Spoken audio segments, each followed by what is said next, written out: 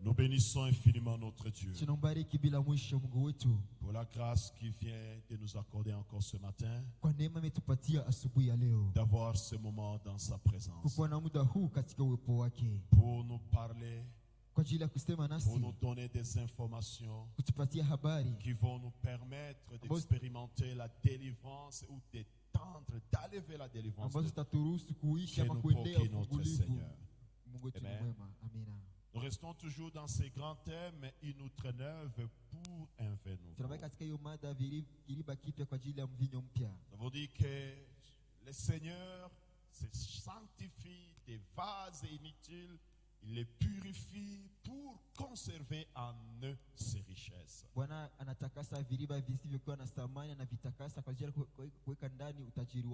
Amen. Ce matin, je voudrais que nous puissions développer les thèmes sur la délivrance des démons ou des esprits méchants. Amen. Le dimanche passé, nous avons dit ceci. Il y a des gens qui pouvaient aller à la synagogue, mais tout en étant possédés. Beaucoup de gens que le Seigneur délivrait, il les trouvait à la synagogue. Comme ce jour-là où il dit, c'est aussi une fille d'Abraham. Faut-il la laisser sous le joug de l'ennemi comme c'est le jour de sabbat? Et il chassa les démons qui la tenaient courbée. Amen. Nous avons dit encore que quand Paul s'est dirigé à la maison de l'Éternel, dans Actes des Apôtres, il y avait toujours une dame qui prophétisait, qui disait ce sont des serviteurs de Dieu, qui disait même des bonnes choses. Mais elle-même, elle était liée par un esprit de démon. Et des choses pareilles n'ont pas de place dans la maison de l'Éternel. Depuis le temps d'Israël, le Seigneur disait, il n'y aura pas de place pour la divination, la sorcellerie ou l'enchantement dans mon peuple. Et quand le Seigneur, en l'introduisant son ministère, il dit ceci, l'Esprit du Seigneur est sur moi pour renvoyer libre les captifs. Dans le paquet de solutions qu'il a mené à l'humanité, il y avait aussi la délivrance des esprits mauvais. Parce que bien aimé, l'ennemi est méchant. Il ne faut pas accepter de garder quoi que ce soit du diable dans sa vie. Il est rusé. C'est toujours à travers ce que vous avez gardé en vous qu'il passera pour vous détruire. Il ne faut jamais accepter que quelque chose de l'ennemi reste logé dans votre vie. Amen. Les informations que nous voulons partager ce matin, certaines nous les tirons de la Bible. Nous avons une petite expérience également dans notre marche avec le Seigneur. Il y a des choses que nous avons pu observer et constater, sur base desquelles nous avons aussi d'autres informations à partager. Amen. Et je répète encore que ce séminaire, c'est juste une alerte. Amen.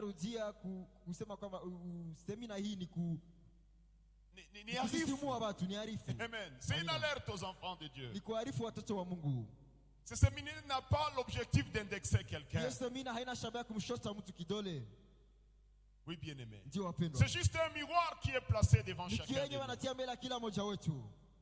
Nous ne voulons pas forcément dire à quelqu'un tu es possédé, tu es possédé. Non. Loin de nous cet objectif. On n'est pas là pour dire à quelqu'un toi tu es possédé. Comme ces gens-là qui veulent que lorsqu'ils prient pour quelqu'un, il faut qu'il tombe. Et quand la personne ne tombe pas, il te pousse même pour que tu tombes. Non. On n'est pas là pour venir imposer à quelqu'un dire non, toi tu es possédé. Non. Venons juste partager des informations.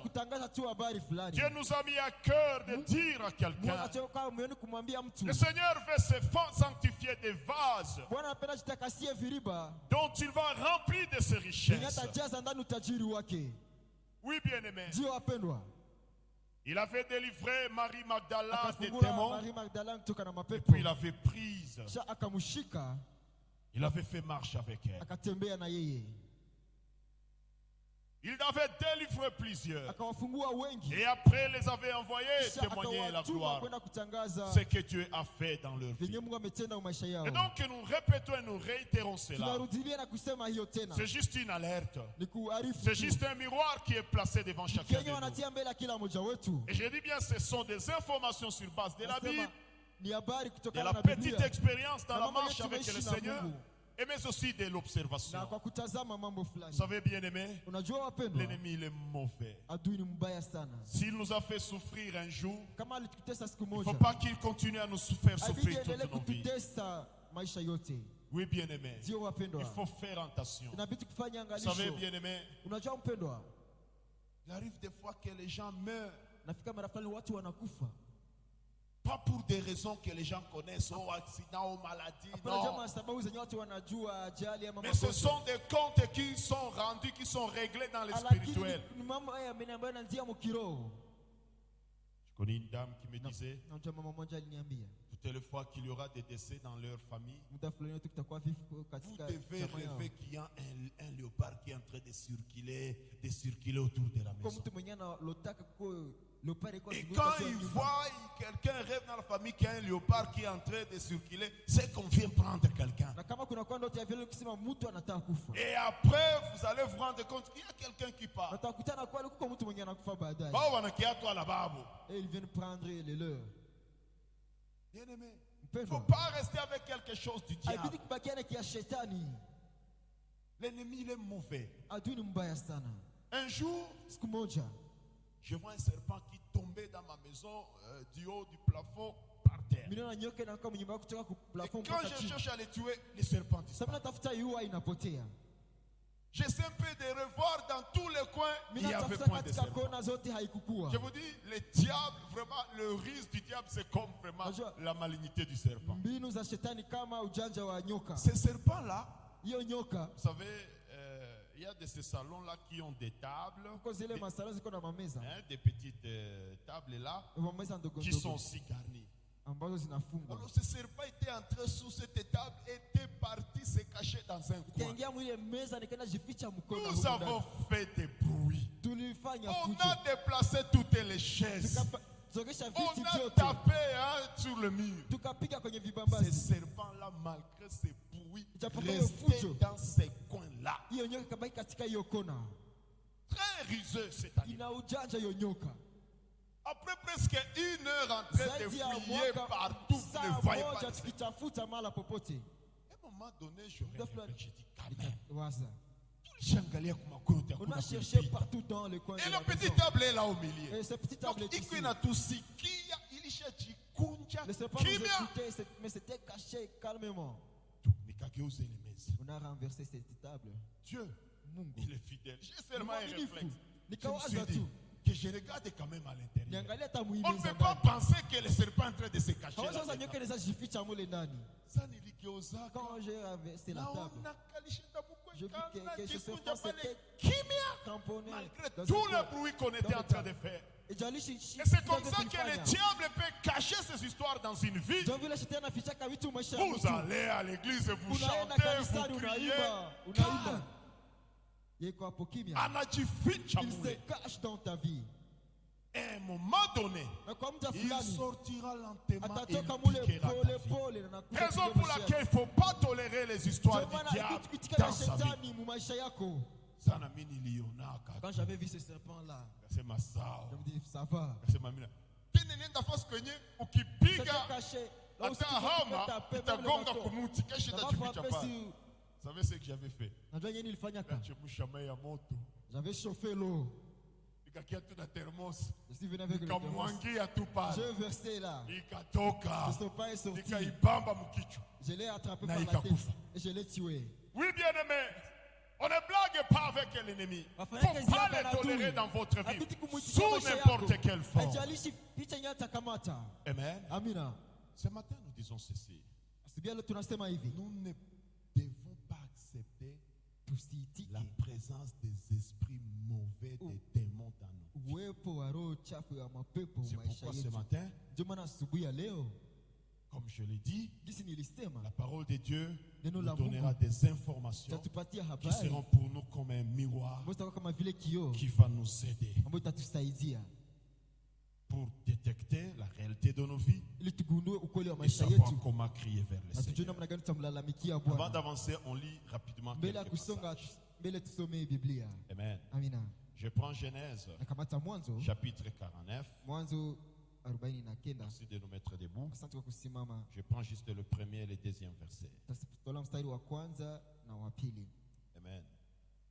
Nous lisons au nom de Jésus-Christ. Genèse chapitre 49. Le premier et le deuxième verset. Je lis au nom de Jésus-Christ.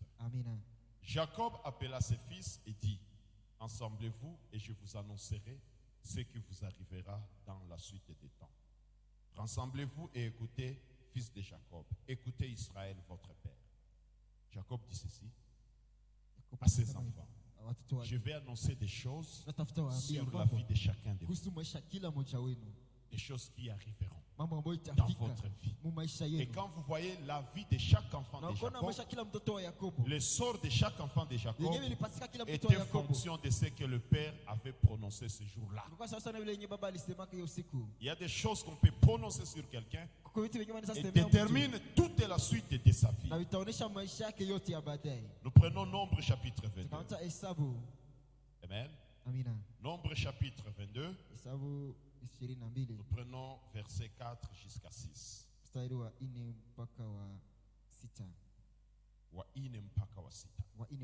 Nombre 22, 4 jusqu'à 6. Je lis au nom de Jésus-Christ. Moab dit aux anciens des Madian, cette multitude va dévorer tout ce qui nous entoure, comme le bœuf broute et la verdure des champs. Balak, fils de Zippor, était alors roi de Moab. Il envoya des messagers auprès de Balaam, fils de Béor, à Pétor, sur le fleuve, dans le pays des fils de son peuple, afin de l'appeler et de lui dire: voici un peuple est sorti d'Égypte. Il couvre la surface de la terre et il habite vis-à-vis de moi. Viens, je te prie, maudis-moi ce peuple, car il est plus puissant que moi. Peut-être ainsi pourrais-je le battre et le chasserai-je du pays, car je sais que celui que tu bénis est béni et que celui que tu maudis est maudit. C'est l'histoire de Balak et Balaam. Balak comprend que si quelqu'un est anéanti spirituellement, si quelqu'un est maudit spirituellement, même physiquement il sera faible. Alors il appelle Balaam pour venir prononcer des paroles de malédiction sur Israël. Parce que lui il croit que c'est le spirituel qui influence le physique.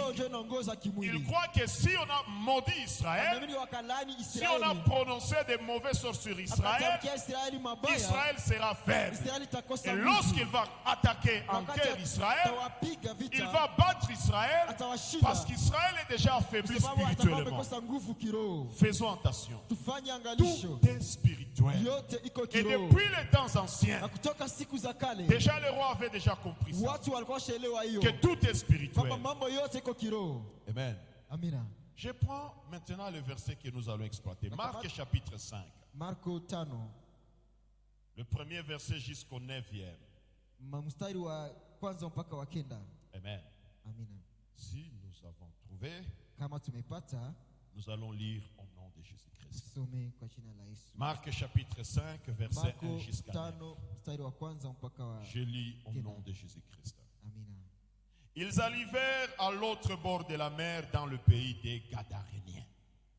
Aussitôt que Jésus fit hors de la barque, en descendant seulement de la barque, il vint au-devant de lui un homme sortant des sépulcres et possédé d'un esprit impur. Cet homme avait sa demeure dans les sépulcres et personne ne pouvait plus le lier, même avec une chaîne. Car souvent, il avait eu le fer au pied et avait été lié de chaînes. Mais il avait rompu les chaînes et brisé le fer. Et personne n'avait la force de le dompter. Il était sans cesse, nuit et jour, dans les sépulcres et sur les montagnes, criant et se meurtrissant avec des pierres. Ayant vu Jésus de loin, il a couru se prosterner devant lui. Et s'écria d'une voix forte: qu'y a-t-il entre moi et toi, Jésus, fils de Dieu très haut? Je t'en conjure, au nom de Dieu, ne me tourmente pas. Amen. Seigneur, parlez-nous. Au nom de Jésus-Christ de Nazareth, nous avons ainsi prié. Amen. Maintenant.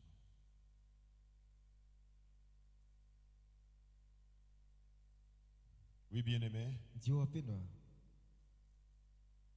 Après cette brève introduction, je voudrais que nous puissions ensemble voir quelques manifestations d'une vie possédée d'un esprit mauvais ou d'un démon.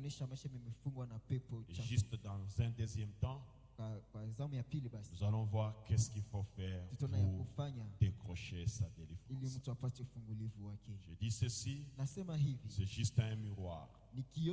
Et je suis sûr peut-être qu'on ne va pas aborder toutes les informations. Ce que nous n'allons pas finir à développer, on y reviendra.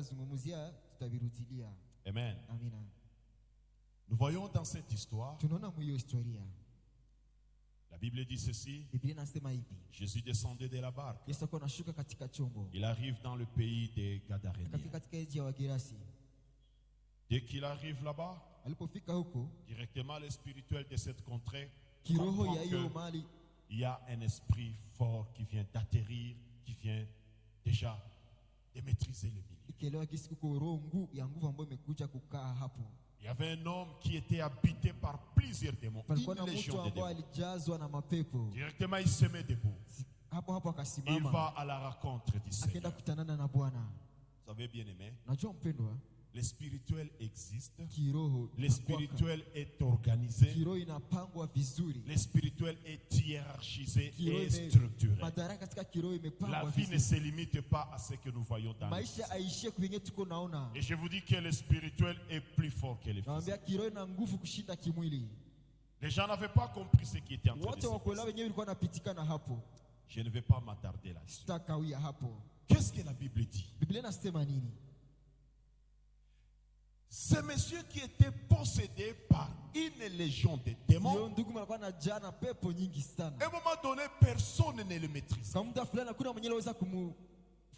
La Bible dit ceci.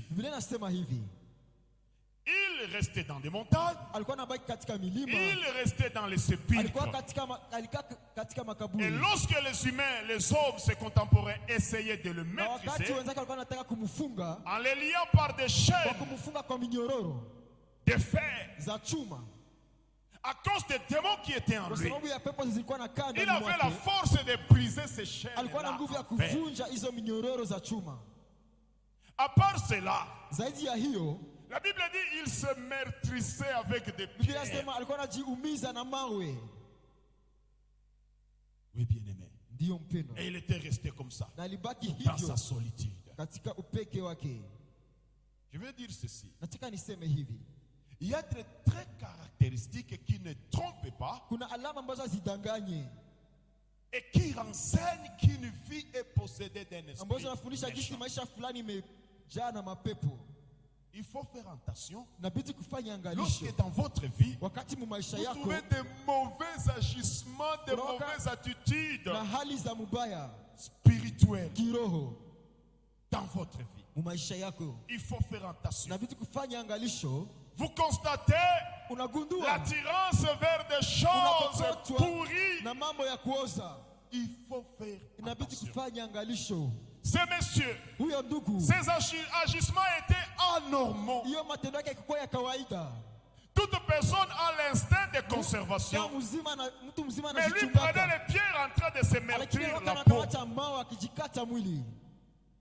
Au lieu de rester parmi les humains, il aime aller rester au sépulcre. Vous le constatez même aujourd'hui. Quand quelqu'un possédé d'esprits méchants, il aime la poubelle. Trouver l'autre en train de manger même des excréments. Bien aimé, il faut faire attention lorsqu'on constate des agissements ou des attitudes anormales dans sa vie. Ce sont des signes d'un esprit mauvais qui habite dans la vie de l'homme. Vous trouvez quelqu'un, c'est l'inceste qui l'envoûte. L'esprit de l'inceste. Les autres sont attirés par les filles d'ailleurs. Mais lui, il sent qu'il aime. Il est attiré par les filles, les enfants de sa sœur.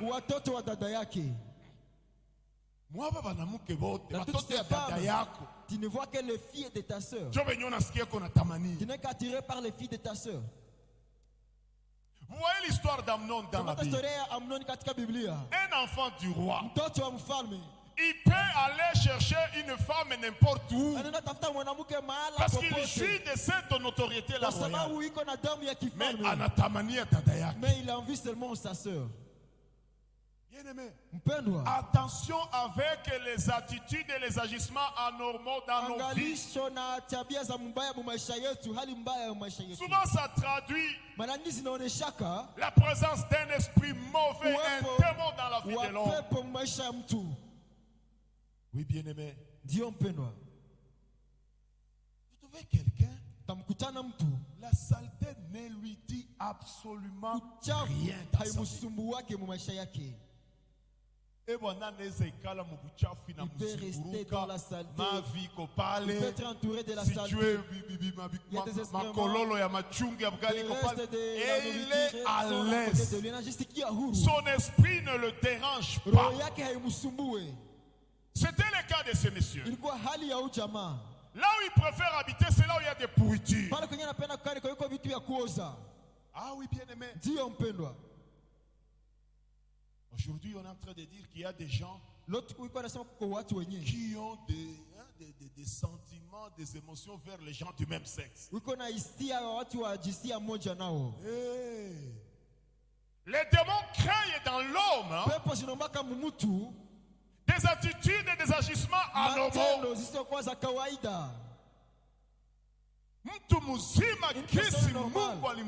Dieu l'avait créé. Ça, c'est pas normal. La violence commence à te blesser. Non, c'est anormal, bien aimé. Les légions des démons habitaient dans cette vie. Vous constatez dans votre vie un mauvais cœur qui s'impose, qui n'a aucune justification. Non, on peut qu'on ait ça comme tu te demandes toi-même, j'ai un mauvais cœur. Ça c'est quoi? Si tu trouves qu'on a félicité quelqu'un, tu sens à l'occasion de rien.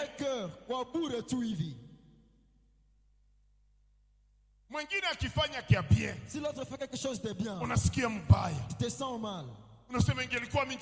Si c'était seulement moi qui ai fait ça. Et ce mauvais cœur est récurrent. Il s'impose dans ta vie. Comme cet homme qui dit, je ne fais pas le bien que je voulais faire. Et le mal que je ne voulais pas faire, voilà ce que je suis en train de faire.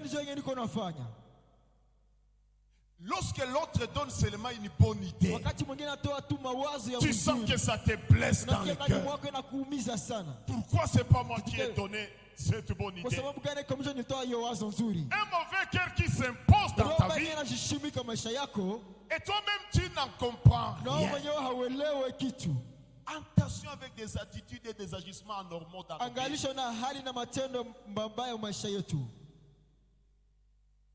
C'est un papa marié. Mais toutes les fois que vous voyez le sexe opposé, il tremble. Bien aimé. C'est anormal. Tu ne peux pas être marié à toutes les femmes du monde. C'est un esprit méchant qui habite dans cette vie.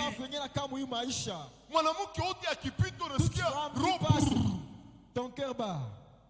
Ce qui est curieux, vous allez trouver même d'autres personnes. Comme on l'a dit hier, il a un mari. S'il se trouve au lit, il sent qu'il ne veut plus de son mari. S'il se trouve en chambre, il ne veut plus de son mari. Mais si elle voyage, commence à l'envier, à les désirer. Mais s'il est présent, il ne plus le désirer. La Bible dit que c'est ça, comme si vous vomissez. La Bible dit, tes intentions s'orienteront vers ton mari. Tes désirs iront vers ton mari. Mais toi, en toi, tu trouves le contraire.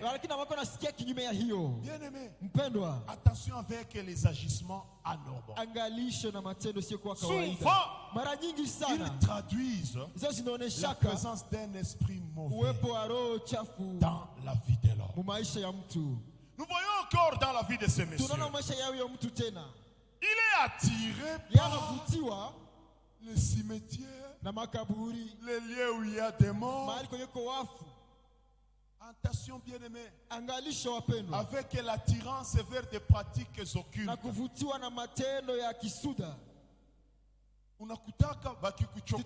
Si on te provoque, si on t'enfonce, ce qui passe en premier dans ta tête, c'est aller vers les féticheurs, aller vers l'effectif. J'aime les exemples qu'on nous a donnés hier. Il peut nous faire une partie à Jana. Tout ce qu'on va lui tout le jour on l'a vexé. Il va à la tombe de sa tante ou de son grand-parent. Il commence à éclairer. Il dit, Seigneur, si tu étais encore là. Pourquoi cette attirance vers des choses occultes? Attention, bien-aimé. Aujourd'hui, vous trouvez la jeunesse aimer être attiré par ces histoires de loges et les histoires bien-aimé. C'est un signe qu'il y a un esprit mauvais qui vous attire vers ces choses occultes. Et aujourd'hui, le diable est tellement risé qu'il a embelli les choses occultes. Vous vous dites que je vais seulement dans une boîte de nuit pour me divertir. Et pourtant, c'est un culte qui est rendu au diable. Je me souviens à un moment donné, il y avait des chrétiens qui commentaient même certaines musiques profanes. Ils prenaient les tourne-disques. Alors ils roulaient le disque, ils faisaient tourner le disque en reculant. Les mêmes paroles qui avaient un sens quand le disque tourne normalement, lorsqu'on les tourne en reculant, ce sont des blasphèmes et des paroles d'adoration de Satan. Et c'est comme ça que les gens peuvent se trouver dans une boîte de nuit en train de danser. Et pourtant ils sont dans un culte. Et vous trouvez que quelqu'un, voilà des choses qui l'attirent. C'est une possession démoniaque. Le monsieur, il était attiré par des pratiques occultes. Il est attiré par les cimetières. Bien-aimé, attention avec ces histoires-là qu'on avait écoutées. Je ne sais pas, quand vous étiez une petite fille, on vous avait dit des histoires. Vous voyez une maman, toutes les fois qu'on la vexe, elle va dans une toilette, elle commence à prononcer des mots, des paroles. Vous êtes possédé. Ça, c'est un signe d'une possession démoniaque. Oui, bien-aimé. J'ai dit ceci. Les informations que nous allons partager, nous les tirons et de la Bible, et de la petite expérience, et de l'observation dans notre marche avec le Seigneur. Une autre manifestation d'une fille possédée se fait voir à travers des rêves. Vous savez, bien aimé, il est vrai que la Bible dit que parfois nous rêvons en fonction de nos pensées, en fonction de nos idées. Mais encore la Bible dit, Dieu peut nous parler tantôt d'une manière, tantôt d'une autre. Mais s'il vous plaît, bien souvent, les rêves traduisent la réalité spirituelle. Vous vous souvenez de l'histoire de ces agents de Pharaon qui avaient rêvé dans la prison, pour qui Joseph avait interprété les rêves. Tout ce que Joseph avait donné comme interprétation des rêves. Voilà ce qui était arrivé dans les rêves. Où le mouillé va l'ilotaka ici. Chakula ya Pharaon, il y a quoi qui tu as dit que c'est naïbeba, c'est naïboula. Mangé par les oiseaux. Dans 3 jours, on va te décapiter. Et ton corps sera. Et les choses vont arriver comme ça. Ça veut dire ce que le monsieur avait rêvé. C'était ça la réalité de sa spiritualité, la réalité de sa vie. Je vous dis, bien aimé, nous avons un temps dans cette marche avec le Seigneur. On ne néglige jamais les rêves. Peut-être la manière de traiter ces informations que vous recevez par les rêves, c'est ça, c'est qu'on peut dénoncer. Elle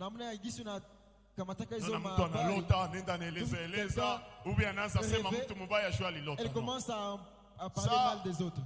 c'est déconseillé. Mais parfois les rêves traduisent la réalité. Vous trouvez par exemple dans un couple, toutes les fois que papa a des rêves de mari de nuit, ou bien toutes les fois que maman a ces rêves-là de mari de nuit, ils vont se disputer. Il va mal comprendre l'autre. Et l'autre va te comprendre mal. Mais quelqu'un se dit, comment est-ce que nous arrivons à nous disputer après que j'ai eu de tels rêves de pollution nocturne? Dio, oui bien-aimé, Dio apendwa, le diable il est mauvais. Shetani ni mubaya. Si on a perdu, on ne continuera pas à perdre toujours. Kama alitutesaka siku moja, asiendelea na kututesa. C'est pourquoi nous devons partager tout ce que Dieu nous révèle, pour que chacun sache comment il va crier vers le Seigneur. Dio apendwa, quel lien? Si quand il y a des mauvais rêves, physiquement, tu vas voir que les choses ne marchent plus dans le foyer. Comme si ce que vous avez vu dans le rêve vraiment influence votre vie, même au foyer, même en famille.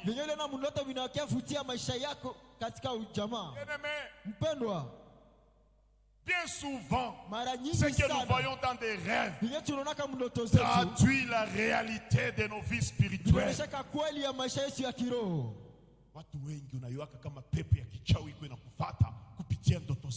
On remarque les poursuites des sorciers à travers les rêves des gens. Vous, dans les rêves, vous vous trouvez dans des pratiques contraires à la parole de Dieu. La parole de Dieu dit de ne pas tuer.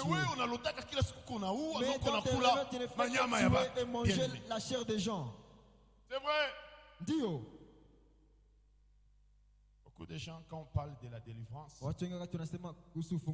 c'est réveillé aussi, c'est réveillé aussi.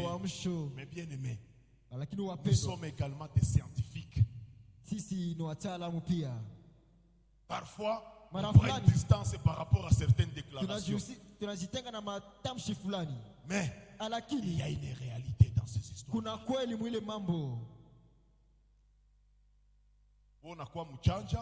Toi, tu t'es fait malin. Tu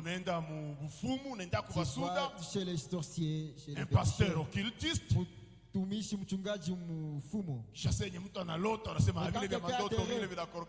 que ces rêves font à ce que les gens se disputent. Ah oui, bien aimé. Aujourd'hui, il y a même des pasteurs qui font chez les féticheurs, qui sont occultistes. Le diable est mauvais.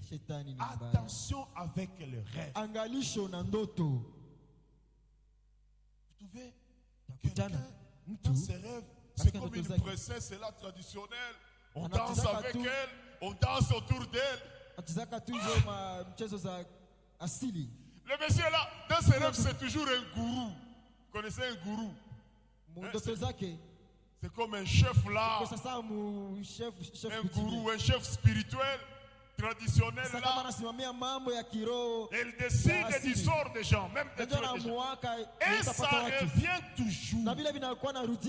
Et souvent ces rêves là s'accompagnent de certaines manifestations dans le physique. Vous allez constater que quelqu'un, il émet des ondes spirituelles nocives. Souvent ces rêves-là sont accompagnés de certaines manifestations.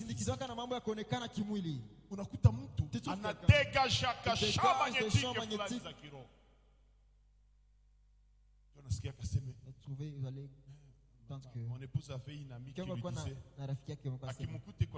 si le trouve en train d'arranger, pardon, Mr. Karibia Sombe. Si seulement je l'ai touché, ça sera amer. Il se connaît comme ça.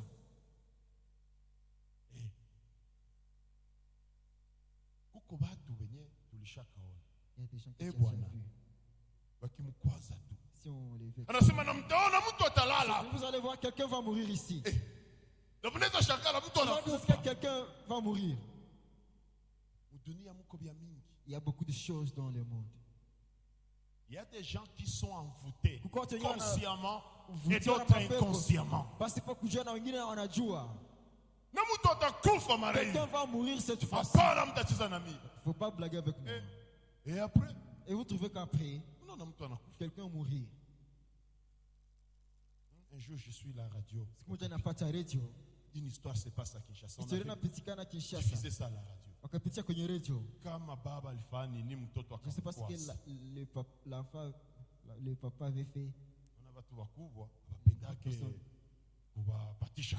Ne veulent pas être pour les causes de la honte. Je ne sais pas ce que l'enfant avait fait. Toi tu joues avec moi, je vais te manger. Papa, c'était passé à la radio.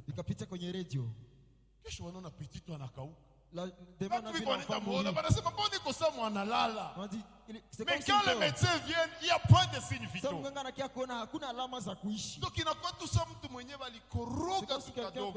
c'est un peu déréglé. Mais il est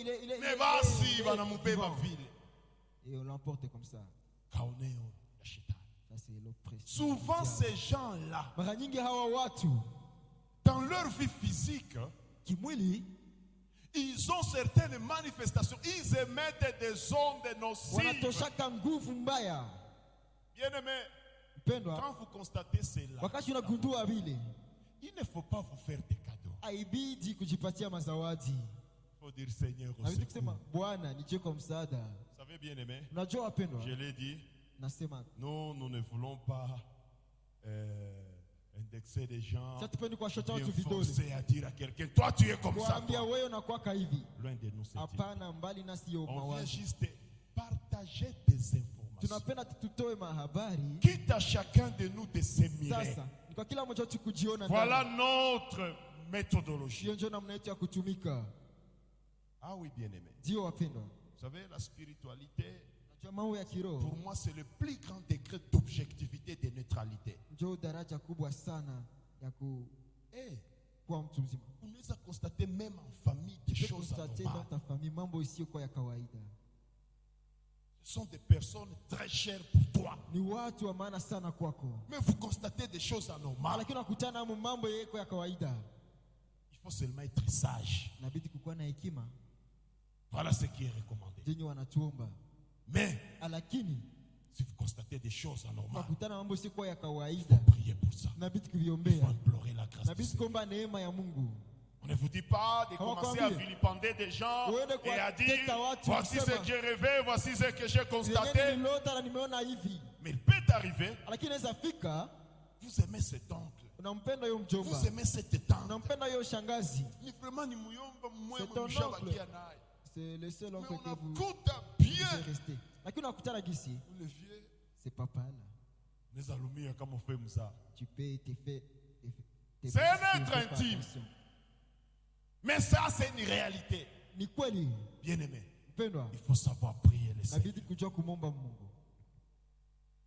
Une autre manifestation, c'est lorsque vous constatez que votre vie obéit à un mauvais sort qui avait été jeté sur vous.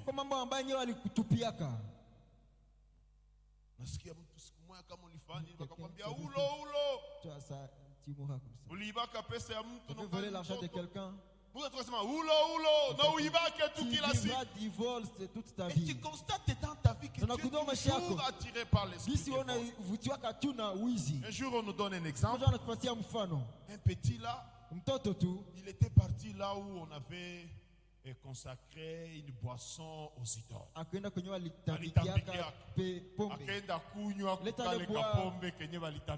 De cette boisson-là,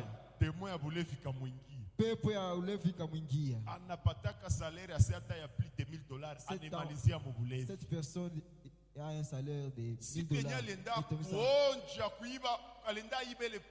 Le jour où elle est allée voler cette boisson, c'était infiltré dans sa vie. Et vous constatez que votre vie, la réalité de votre vie, obéit à un sort qui avait été prononcé sur vous.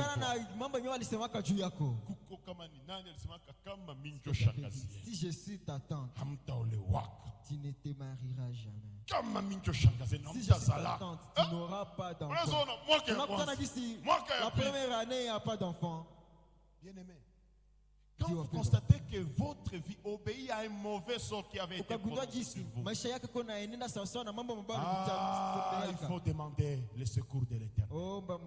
Il faut crier vers Dieu. C'est ce que l'exemple que nous a donné d'Abraham et Isaac. Si vous voyez très bien, beaucoup de choses qui s'étaient passées dans la vie d'Abraham s'étaient aussi passées dans la vie d'Isaac. Autant on avait envié la femme d'Abraham, on va aussi envier la femme d'Isaac. Maintenant, les jours où il y a eu famine, la Bible dit comme la première famine était d'Abraham. Abraham était parti en Égypte. Lui aussi, la tendance, il veut aussi aller en Égypte. La Bible dit, heureusement, Dieu va lui apparaître et va lui dire, ne va pas en Égypte. Pour toi et pour moi, heureusement, Dieu est en train de se révéler à nous. Heureusement, Dieu est en train de nous parler. La Bible dit, mon peuple périt par manque de connaissance. Oui, bien-aimé. Ah, j'aime ce qu'on a dit hier. Attention lorsque votre vie est une copie de la mauvaise image des gens de votre clan, de votre famille et de votre tribu. Tu es de tel coin. Tu as coulé beaucoup de malhonnête. Tu sens aussi qu'en toi, il y a une malhonnêteté qui est en train de se développer en toi. Les gens de cette famille sont impudiques. Ils sont attachés aux histoires de sorcellerie, de fétiches. Tu commences à te sentir attiré par cela. Bien-aimé, il faut faire attention. Il faut faire attention. Quand sa vie obéit à un certain mauvais sort qui a été prononcé sur quelqu'un.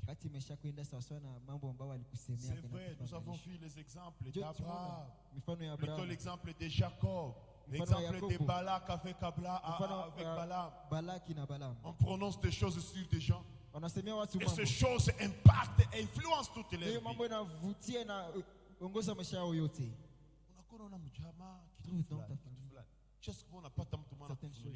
Quelqu'un te révèle le secret. Tel parent avait dit ceci sur nous. Il faut déjà savoir que il y a un lien. J'ai besoin de l'intervention de Dieu. Attention avec à la résistance au changement proposé par la parole de Dieu.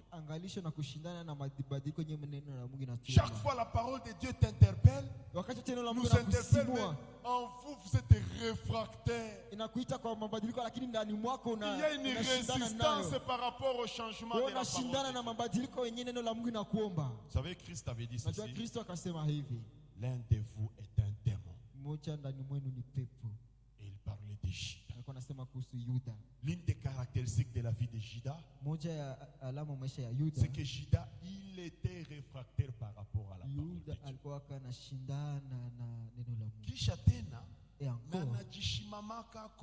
Il campait à sa position dans son cœur. Anafika fasi kwenye anaona mama mwana mwanga mafuta yake iko na pakala miguu ya Yesu, anemwanga ile mafuta mkichwa Yesu. Sur la tête de Jésus. Moro yake akasema, dépenses inutiles. Et dans sa tête, il se donne raison. Pourquoi on les a dépensés? Et voilà. Les jours même où il va trahir le Seigneur. Le Seigneur alerte, l'un de vous va me trahir. Celui avec qui nous allons tremper. Il ne s'en foutait pas. Bien-aimé, Attention avec une résistance, avec obstination à la parole de Dieu. Neno la Mungu linakwambia hivi. La parole de Dieu te dit ceci. Tu résistes à cette parole et dans ton cœur tu te donnes raison. Unajishima mako. Tu campes sur ta décision, ta position. Bien-aimé, c'est le signe d'un démon. D'ailleurs pour Judas, le Seigneur disait il est un démon. Bwana namwinterpellaka. Bwana namwambiaka Judas, c'est par un baiser que tu trahis le fils de l'homme. Et voilà. Ne se sont pas touchés. Vous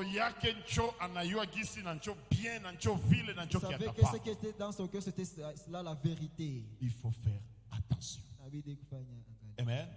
Demain, je ne vais pas toucher à ça. Parfois, certaines infirmités matérielles, spirituelles ou même physiques traduisent la possession d'un démon. Amen. Alors, avant de prier, comment être délivré? Amen. Nous voyons la délivrance de plusieurs personnes. Un jour, une dame vient vers le Seigneur. Elle dit, Seigneur, ma fille est possédée d'un démon qui la tourmente. Le Seigneur lui dit, ma nourriture, je ne la donne pas aux enfants. Cette dame l'a s'humilie. Elle dit, Seigneur, même les chiens mangent les miettes qui tombent des tables. Ce jour-ci, le Seigneur n'avait pas prié pour cet enfant. N'avait pas prié pour cet enfant. Il a dit, ta foi t'a sauvé. Ta fille est guérie. Ta fille est délivrée. Ce jour-ci, la délivrance se passe par quoi? Premièrement, la prise de conscience. Il y a un esprit mauvais qui tourmente la vie de ma fille. La délivrance des démons commence d'abord par la prise de conscience. C'est pourquoi Dieu nous parle. Il nous met devant un miroir pour que chacun de nous se mire et qu'il se dise, ma vie à tel point. Ma vie à tel point. Yes, possédé. Jésus, viens à mon secours. Tout commence par la prise de conscience. Deuxièmement, la foi en Dieu. Le Seigneur avait dit, ta foi t'a sauvé. Si tu crois, tu verras la gloire de Dieu. Non seulement il faut prendre conscience de la captivité qui vous lie, mais il faut croire à la délivrance du Seigneur. Qu'est-ce que nous constatons à cause de cette femme? Elle couple à cela l'humilité. Beaucoup de gens ne sont pas délivrés à cause de l'orgueil. Dieu, oui, c'est vrai. Anafungiwa. Il est possédé. Il a décidé de possession, mais il campe sur sa position. L'humilité de cette femme va faire que le Seigneur délivre sa fille. Amen. Nous disons la prise de conscience, la reconnaissance de son état, la foi en Dieu, l'humilité, et vous criez vers le Seigneur. C'est là, c'est quatre choses. La foi en Dieu, la prise de conscience, la foi en Dieu, l'humilité et le cri vers le Seigneur vont amener la délivrance de ces enfants. Une autre fois, le Seigneur, tous ses disciples en train de prier pour un enfant possédé. Le diable, il est mauvais. La Bible dit à propos de cet enfant, toutes les fois que les démons le saisissaient, cherchaient à les jeter au feu ou dans l'eau. Si tu gardes les histoires du diable dans ta vie, sache qu'il va se cacher comme ce serpent-là. Le jour où il aura l'occasion, il va te faire souffrir. Attendez à ce qu'il y ait le feu et va agiter l'enfant pour le jeter soit dans l'eau, soit dans le feu. On ne garde jamais la chose du diable. Si tu trouves un signe de crie vers le Seigneur dans ta vie, oui, bien aimé.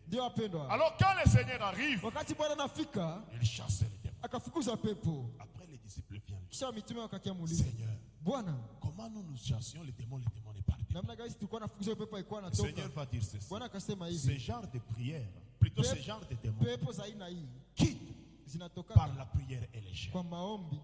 C'est ce que moi j'appelle retraite. Maombi na kufunga. Tu trouves que tu as des mauvais rêves. Tu vois des mauvais rêves. Tu sens que ça c'est un mauvais rêve. On n'a pas lu cette histoire des serviteurs de Pharaon. Faute de temps. La Bible dit Joseph il les trouvait tristes. Il les a trouvés tristes. Il les a dit, qu'est-ce qui se passe? Nous avons eu des rêves. Et les rêves les rendent tristes. Les rêves les laissent tristes. Il y a des rêves. Il y a un rêve. Ça te laisse triste. Le rêve te laisse dans la tristesse. Joseph le retrouve triste. J'ai eu tel rêve et tel rêve. Le Seigneur dit, ce genre de démons sort par la prière et les jeûnes. Il y a de ces rêves. Tu trouves que ça se répète dans ta vie. Va en retraite. Retire-toi. Prie. Jeûne, prie. Oui, bien aimé. Et si possible, tu demandes même que les hommes de Dieu prient. Amen. Ah, que nous les réveillons, nous appelons prière d'autorité. Souvent, quand le Seigneur priait pour les démoniaques, il leur donnait. La prière d'autorité. Amen. Autre chose, pour décrocher sa délivrance, la tolérance zéro aux choses du diable dans nos vies. Tolérance zéro aux choses du diable.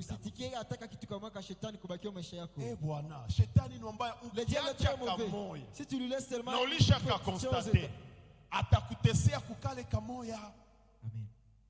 Tolérance zéro aux choses du diable. Unaweza sema ulishaokoka me anaiweka kama Kenya lishacha moyo.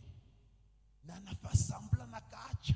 Anayo momo porte pale ndio atapitia akajua kukutesa. Kisha we neno la Mungu linakufunulia. Aseme attention na ile distraction yononamo maisha yako.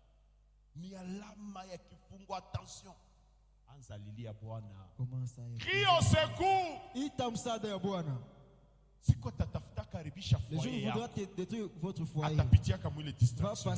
Il passera par votre distraction. Faut faire attention. Tolérance zéro par rapport aux choses du diable dans nos vies. Et cela nous pousse à quoi? Si on avait commis des dégâts un jour, il faut réparer ça. C'est pas qu'il n'y a pas de malédiction sans cause. Certains mauvais sorts peuvent t'atteindre à cause de ce que tu avais fait. Quand il y a des dégâts que tu avais commis, il faut les réparer. Tu avais volé une chose d'autrui, va remettre. Tu avais pris la fille d'autrui. Va escorter, régulariser. Il faut demander pardon. Va demander pardon et régulariser.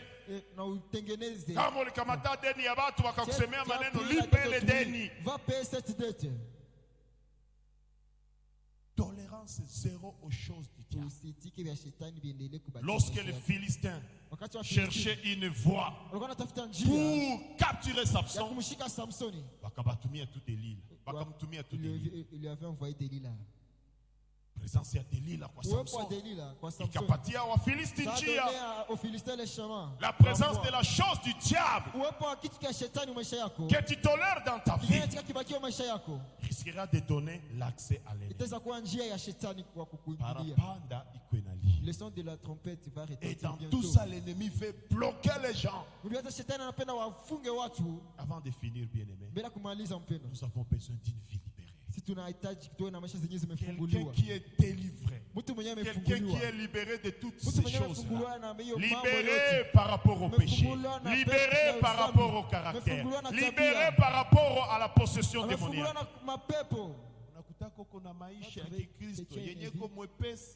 Chrétienne, tu vas aussi sans fardeau. Mais cette vie-là de tolérer certaines histoires du diable dans sa vie, et tu avances avec ça, va avoir un salut mécanique. Le samedi, on aura un temps de prière. Nous allons crier vers le Seigneur. Chacun va dire à Dieu, viens à mon secours, le son de la trompette va retentir. L'autre Amen. Amina. Sans tarder, nous allons nous mettre debout et nous allons crier vers le Seigneur. Chacun de nous va dire Bwana. Nimejiona kwenye kioo ya neno lako. Face à ta parole. Père, Seigneur, telle habitude dans ma vie, tel agissement dans ma vie,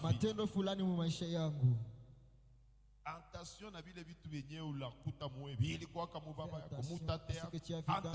tels agissements, surtout les mauvais caractères. Il faut dire Seigneur au secours. Je dis bien, on n'est pas là pour indexer qui que ce soit, mais nous présentons des informations